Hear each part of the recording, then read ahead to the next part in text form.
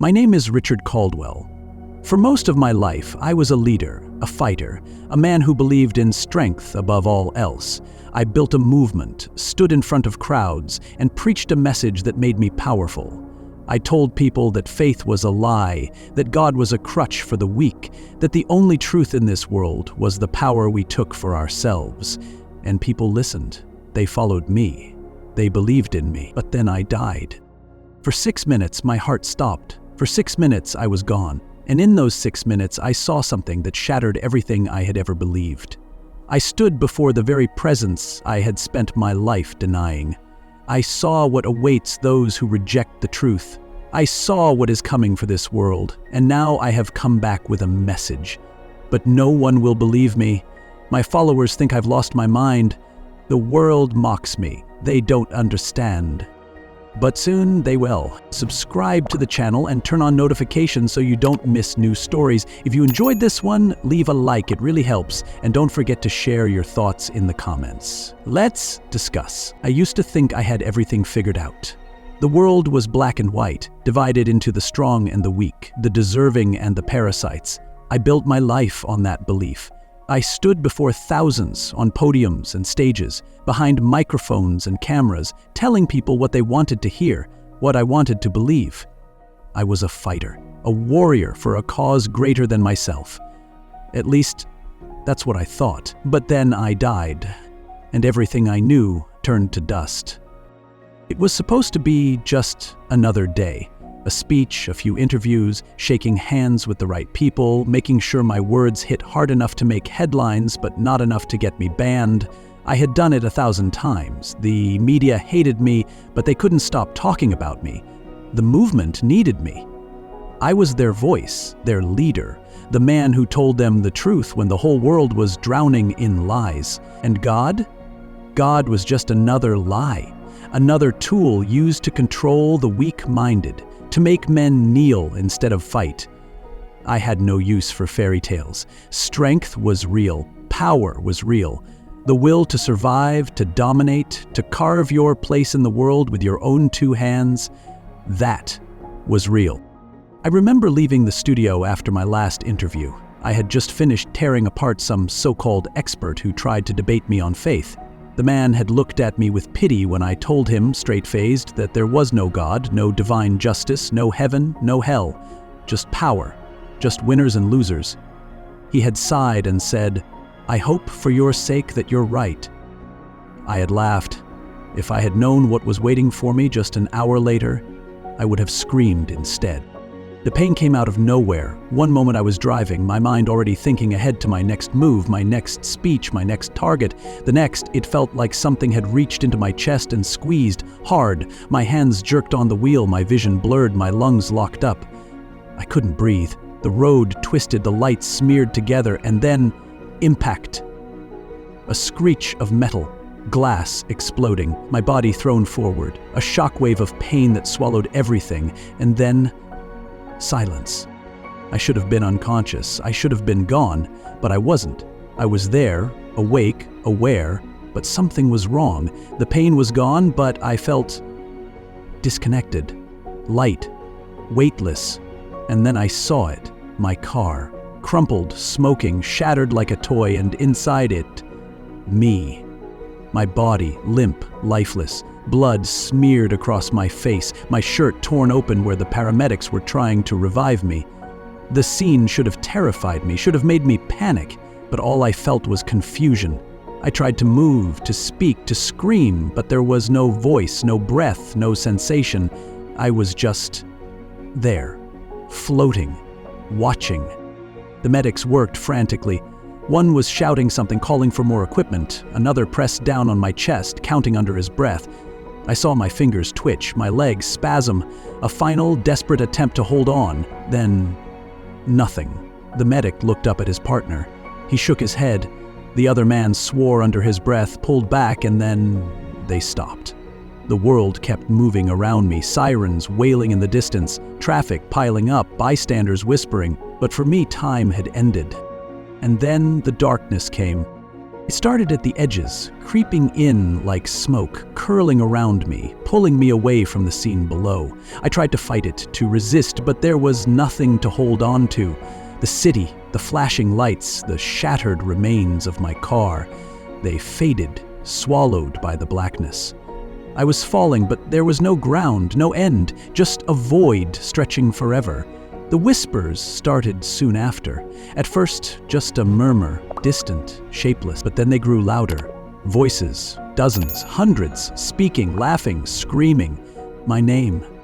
Something was waiting for me in the dark, and for the first time in my life, I felt real fear. I was falling, but there was no wind, no gravity, no sense of movement, just darkness swallowing me whole. The voices surrounded me, whispering, chanting, laughing in a way that made my skin crawl, if I even had skin anymore. My mind screamed that this wasn't real, that it was some kind of nightmare, a hallucination brought on by trauma, but deep down something in me knew the truth. I was dead.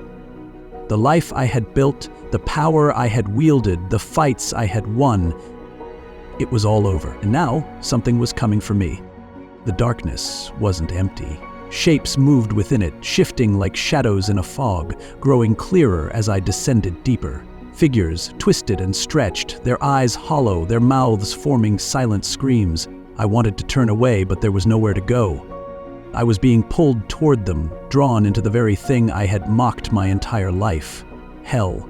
The realization hit me like ice water, numbing my thoughts, making my soul, if that's what I had left, shrink in terror. But I wasn't ready to accept it.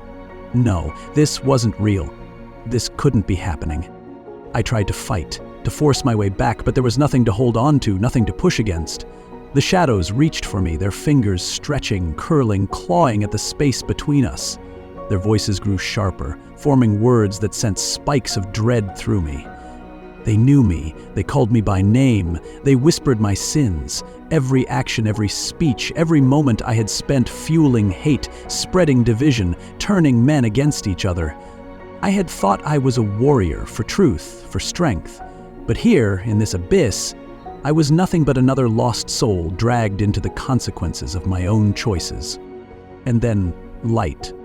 It wasn't a soft glow, not a warm embrace like the stories I had dismissed in Sunday school long ago. No, this light was overwhelming, consuming, cutting through the void like a sword. It didn't just illuminate, it burned. The darkness recoiled, the shadows hissed and shrank back, their claws retreating from me as if the very presence of the light was agony to them. And I, who had spent my life scoffing at the idea of divine power, found myself desperately reaching for it. I was pulled upward, yanked from the abyss so forcefully that for a moment I thought I was being torn apart. The whispers faded, the darkness fell away, and suddenly I wasn't falling anymore. I was standing. Or at least I thought I was. The ground beneath me wasn't solid, but I didn't sink. The space around me wasn't empty, but there were no walls, no ceiling, no sky. It was endless and blinding, stretching beyond any concept of distance I could comprehend, and at the center of it stood a figure. I didn't need an introduction. I didn't need proof. The moment I saw him, I knew. My mind tried to reject it, tried to force logic into something that transcended explanation, but my soul, yes, my soul, recognized the truth before my thoughts could catch up. Jesus. The name I had mocked, the idea I had dismissed, the faith I had crushed under the weight of my own arrogance, he was real, and he was standing before me. I expected anger, judgment, wrath.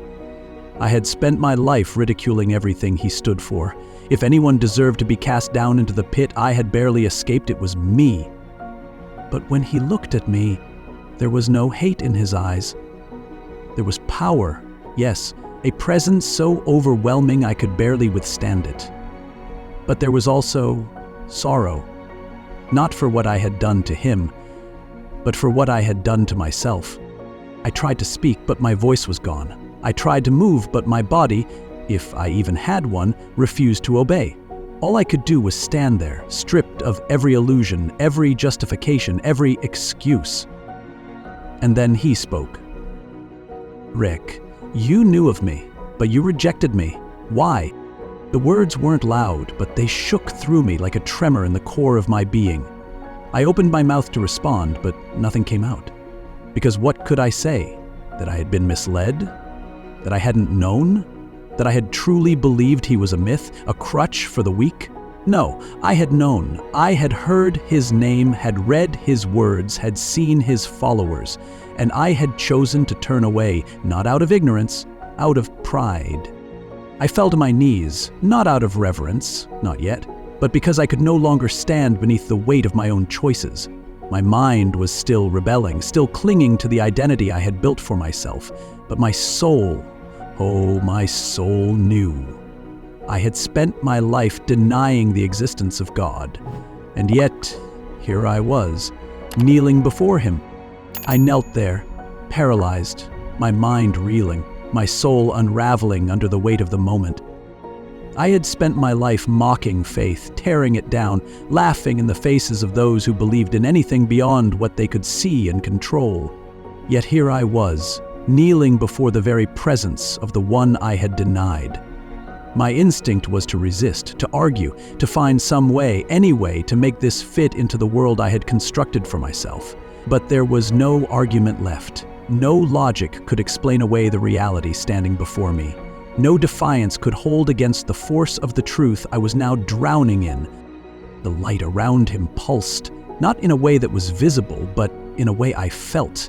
Deep in the core of whatever I was now, it was alive, sentient, powerful beyond words. It saw through me, through every lie I had told myself, every wall I had built around my heart, every excuse I had ever made. It stripped me bare, and for the first time in my existence I felt exposed, not in body, but in essence. He knew me, not the persona I had crafted for the world, not the man I pretended to be, but the real me, the one even I had long since buried under my own ambition and hate. I wanted to speak, to explain myself, to defend my life, but before I could, the space around us shifted. It wasn't a physical movement, there was no sky, no ground, no sense of direction, but in an instant I was no longer kneeling in that infinite brightness. I was somewhere else, somewhere real, somewhere familiar. A city stretched out before me, but it was wrong. It looked like America, like any major city I had visited, but there was something unnatural about it. The buildings were too perfect, too pristine, as if untouched by time or decay. The streets were filled with people, but they moved strangely, their faces blank, their eyes hollow.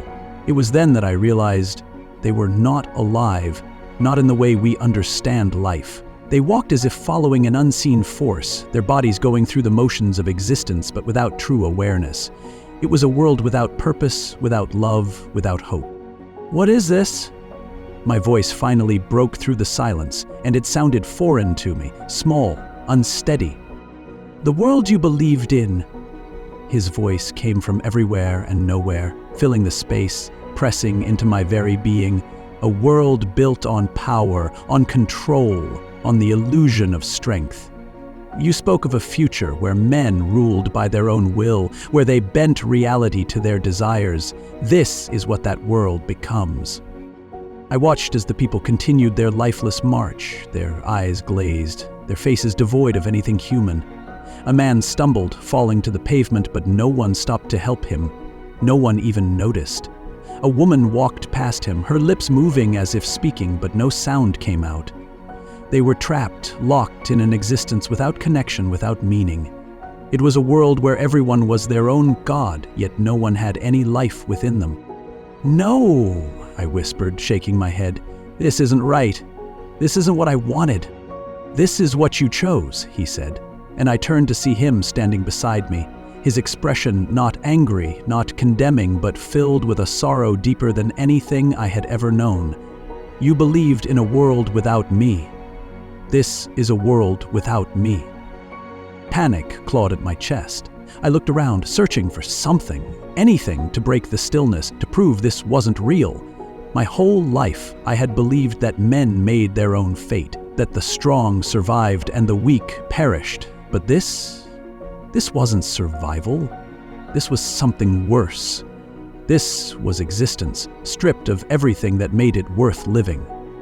"Where's the fire?" I demanded, my voice raw. "The punishment? The hell?" If this is judgment, where's the pain? He turned to me, and for the first time, I saw something behind his gaze that made my soul tremble. Do you not understand, Rick? This is the pain. The weight of those words crushed me. I had always imagined hell as fire and torment, screaming and suffering, demons and chains. But this was something far worse. This was emptiness, separation. A world where no one truly existed because they had cut themselves off from the source of all existence. The realization sent a wave of horror through me. I turned back to him, desperate. Then why am I here? Why show me this? Because you have not yet chosen. The city around us flickered, like a mirage rippling in the heat, and then, just as suddenly as I had arrived, it was gone. Darkness swallowed everything again, but this time, it wasn't the cold, suffocating abyss from before. It was a waiting silence, an expectant pause. I could feel something coming, something that would change everything. And then I saw it. A door. Just ahead, standing alone in the vast emptiness, was a single door, glowing faintly, pulsing with something I could only describe as life itself. It called to me, beckoned me forward, and without thinking I moved toward it. I reached out, my hand hovering over the handle, hesitation gripping me. Behind me, his voice was gentle but firm. This is the moment, Reek. Will you step through? I swallowed hard, my throat dry, my mind screaming 1,000 different things, but in that moment none of them mattered. I wasn't sure what was beyond that door, I wasn't sure if I was ready. But I knew one thing, I couldn't stay here. I took a breath, and I stepped through. The moment I stepped through the door, everything changed. The darkness behind me disappeared, swallowed like it had never existed, and in its place came something I couldn't understand, something too vast for my mind to grasp. It wasn't just light, though everything was illuminated. It wasn't just space, though I could feel endlessness stretching in every direction. It was awareness. Not mine, his. I wasn't just seeing anymore, I was being seen completely, entirely, without anything left hidden. And then it began. It started as a ripple in the air, a shift in reality itself. I was no longer standing in that infinite expanse, I was somewhere else. I was home. Not the home I had now, not the high-rise apartment where I planned my speeches and drafted my next political moves. It was my childhood home. The small, modest house where I had grown up, where I had first learned what it meant to fight, to survive. I could hear the distant echo of a television, the muffled sound of my father's voice, sharp and commanding. I knew what was coming before I even turned the corner.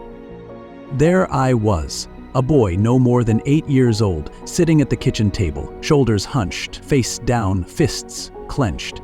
My father stood over me, his presence towering, casting a long shadow over the room. I had failed at something. School, sports, it didn't matter. Failure was unacceptable. Weakness was unacceptable. His words cut through the air, slicing deep into the boy I had once been. You think the world cares about your feelings? You think anyone is coming to save you? There's only one rule in life, boy. Win, or be crushed. The memory was old, one I had pushed down, buried beneath layers of justification. I had told myself that he had been right, that the world was brutal, that men had to be harder, stronger, ruthless if they wanted to survive. I had built my life on that lesson. But standing there now, watching myself shrink under his words, I saw something I had refused to see before. The fear in my eyes, the smallness of my frame, the way I had internalized every word, not as a challenge, but as a sentence. This was the moment, the first brick in the wall I would spend my life building, the moment I decided that if the world was cruel, I would be crueler. The scene shifted. I was older now, a teenager, my fists bloodied, my breath ragged. A boy lay on the ground beneath me, his face swollen, his lips split. I had beaten him, not because I hated him, but because I needed to prove to myself, to everyone, that I wasn't weak, that I was the one in control. My friends cheered, clapped me on the back, fed my ego, but all I saw in the boy's eyes was something that made my stomach twist. He wasn't just in pain, he was afraid. Of me. Another shift. Now I was on a stage in front of a crowd, a microphone in my hand, my voice booming with confidence. I was preaching strength, dominance, the need to take back control, to fight for what was ours. The people cheered. They always cheered. I had spent years crafting my rhetoric, making sure my words hit like steel, bending anger into a weapon and giving people a cause to rally behind. I had thought I was leading them to power, but now, as I watched, I saw something else in their faces, something I had never noticed before. It wasn't power I was feeding them, it was fear. Fear of the other, fear of change, fear of being the ones left behind. And I had harnessed that fear, twisted it, amplified it, turned it into something that could be used, not for truth, not for justice, but for control. My stomach lurched.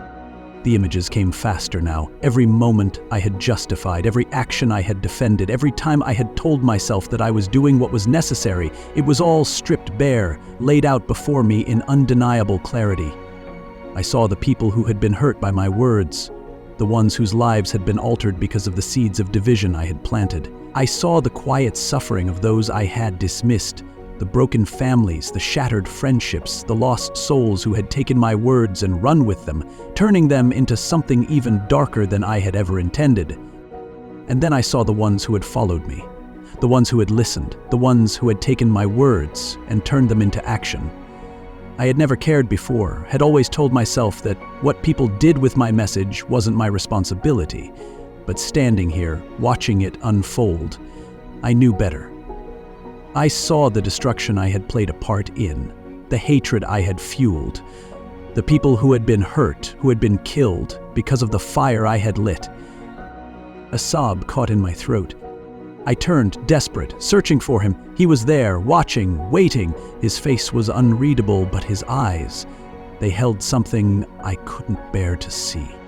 Not anger, grief. I collapsed to my knees, my hands gripping the ground, though there was nothing solid beneath me. I didn't know, I choked out, though the words felt empty. I did know. Deep down, I had always known. His voice was soft, yet it shook through me like an earthquake. You did. And I had. I had known the difference between right and wrong, between love and hate, between truth and manipulation.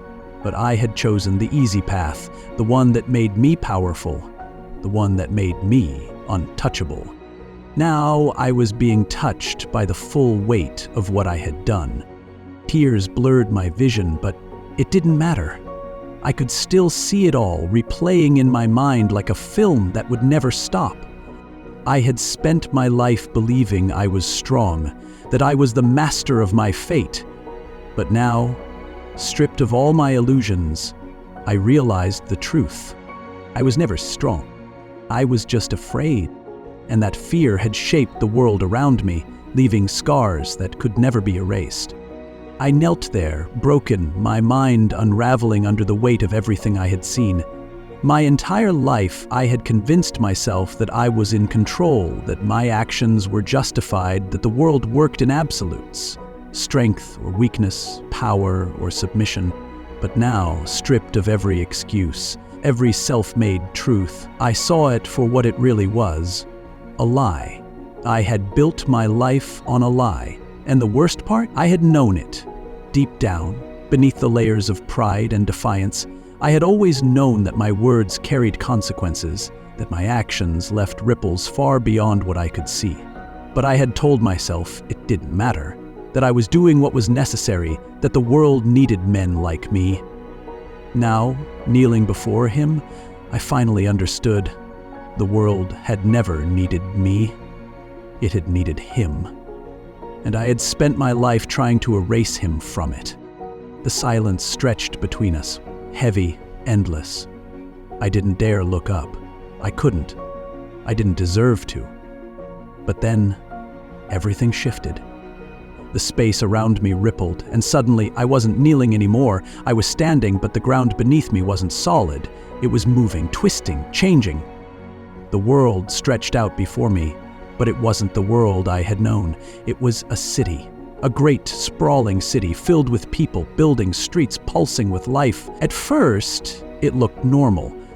Too normal. But then I noticed the cracks, the unnatural stillness in the air.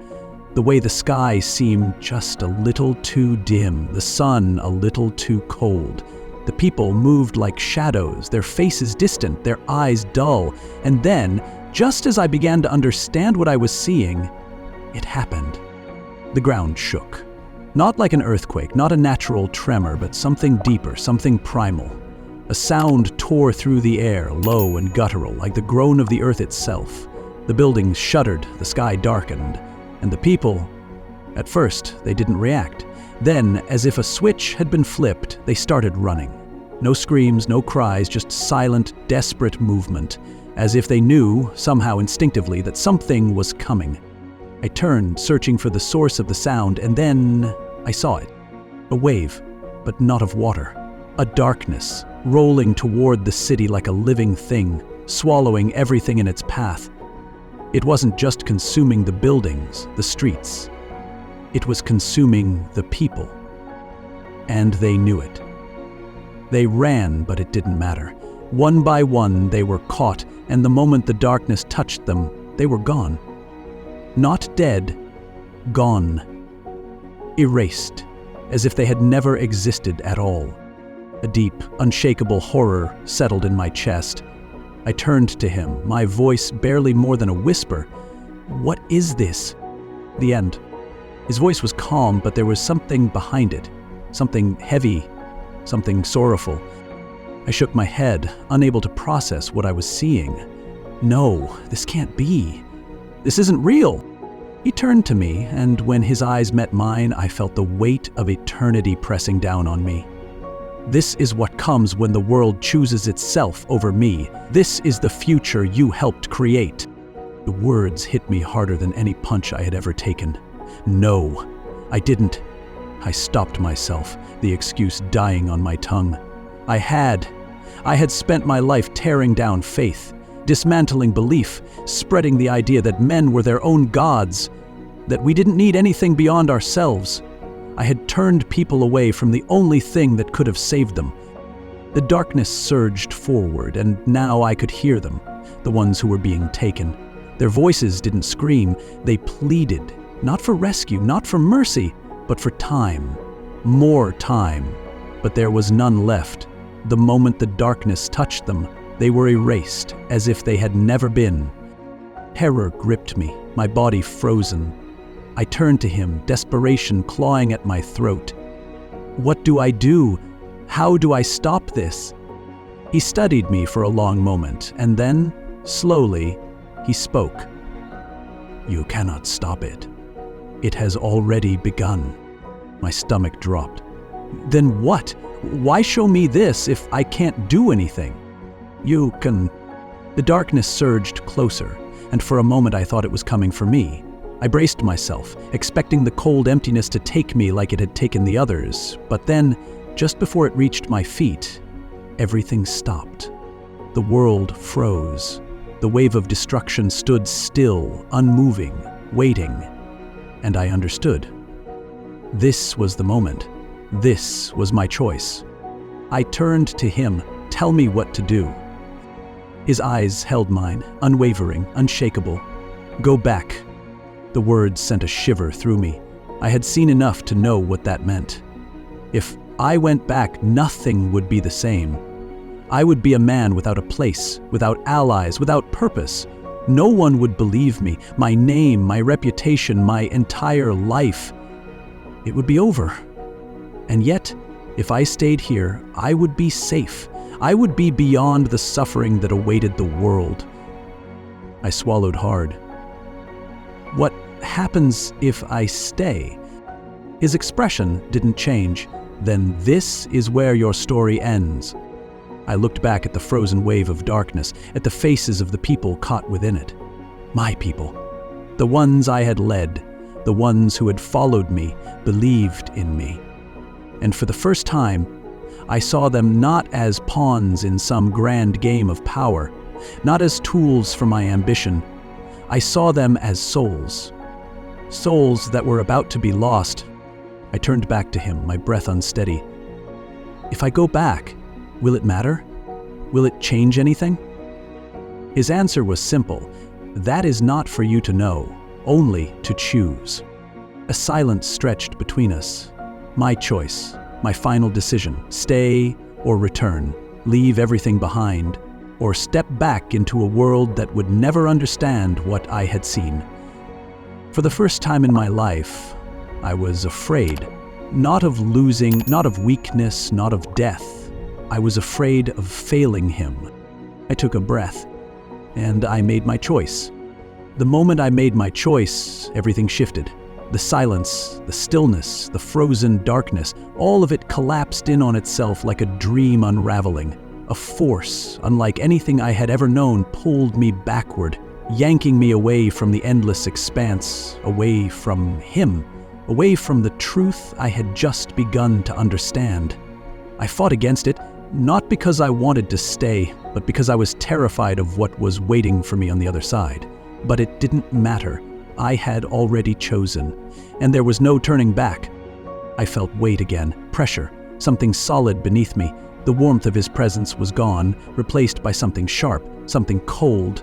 Pain, my body, heavy and broken, was being dragged back into itself. A crushing weight pressed against my chest, a blaring noise filled my ears, and suddenly I could feel everything at once. The sting of air in my lungs, the throbbing ache of my ribs, the dull, pulsing fire in my skull. Someone was shouting. I gasped, my body jerking, a deep, shuddering inhale ripping through me. Jesus Christ, he's back!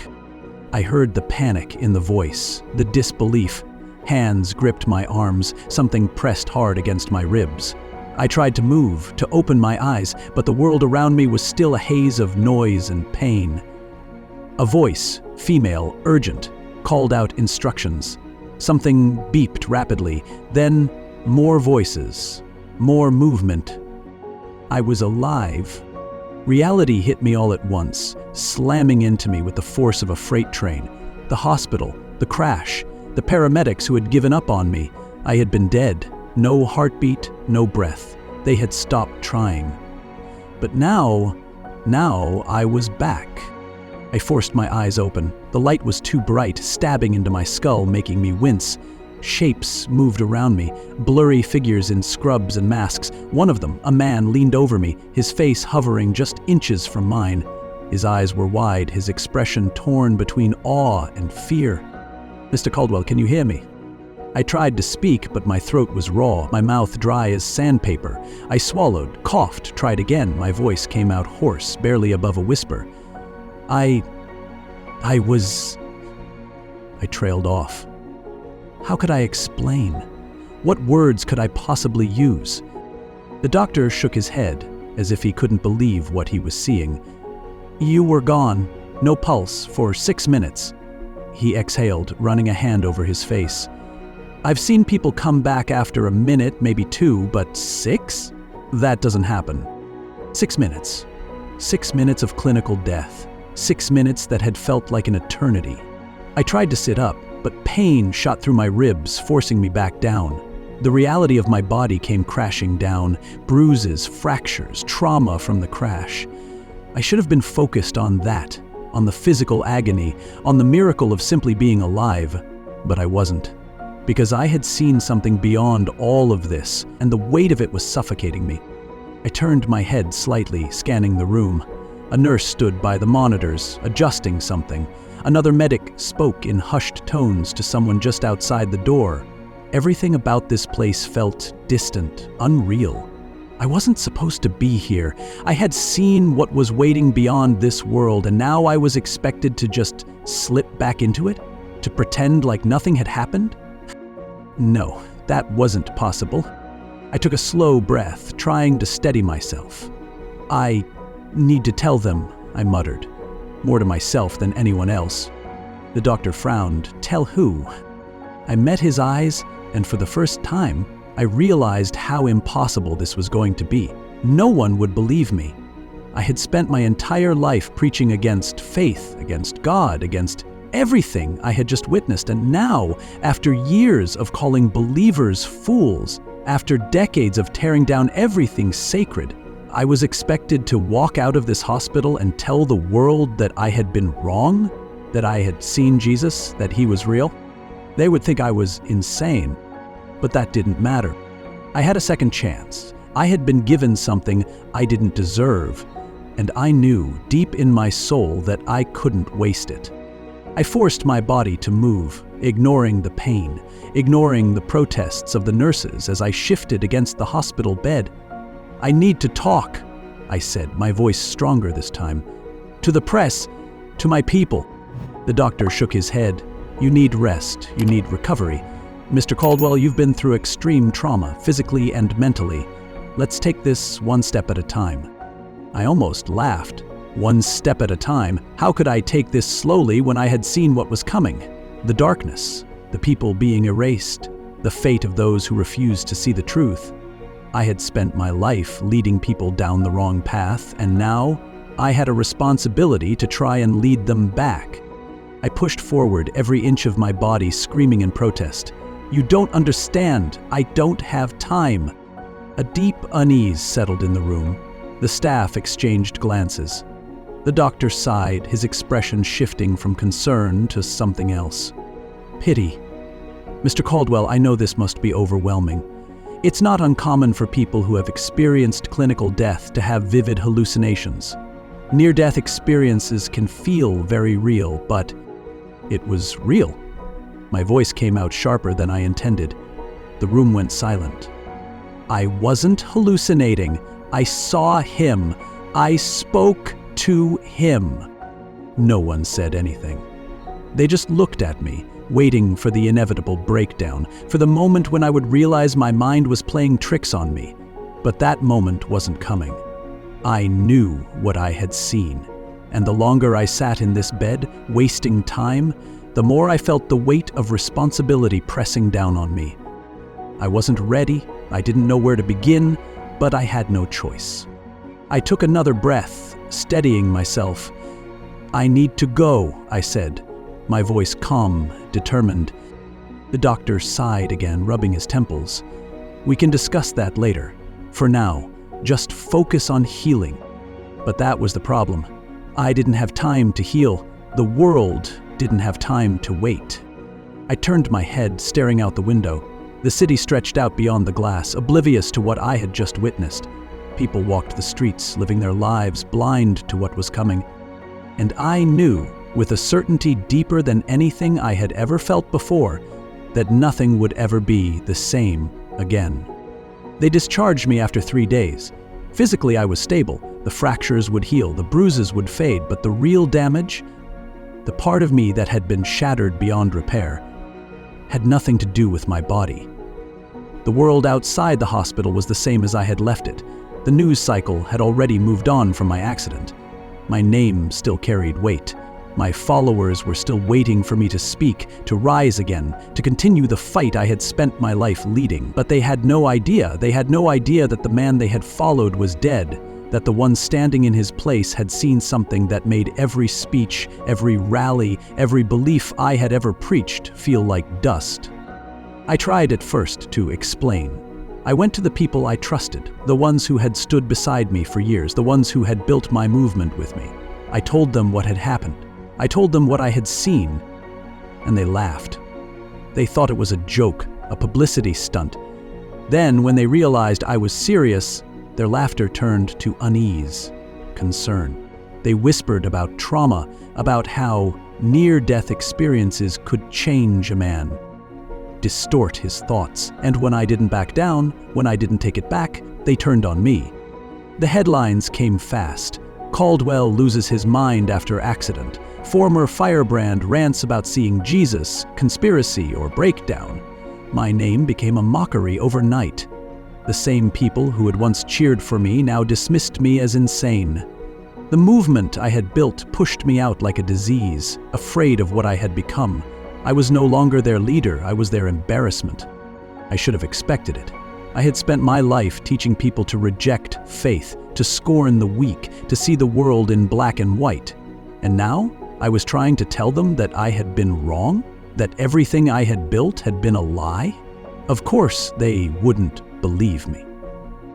But none of that mattered, because I knew what I had seen.